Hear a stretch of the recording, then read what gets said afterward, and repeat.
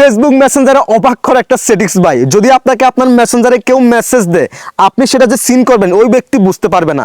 অর্থাৎ আপনাকে কেউ মেসেজ দিয়েছে ফেসবুক মেসেঞ্জারে, আপনি সেটা পড়ে ফেলেছেন, কিন্তু ওই ব্যক্তি টোটালি বুঝতে পারবে না আপনি যে সেই মেসেজটা সিন করেছেন, আপনি যে দেখেছেন।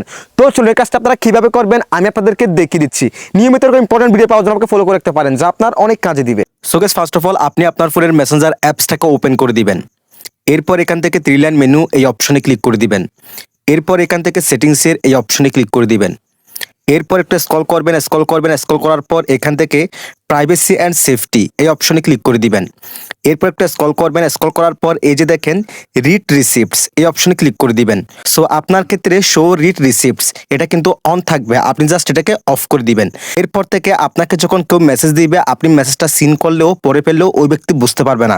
আবার আরেকটা ঝামেলা হচ্ছে, আপনিও যদি কাউকে মেসেজ দেন, সে যদি ওই মেসেজটা সিন করে তাও আপনি বুঝতে পারবেন না। That's it.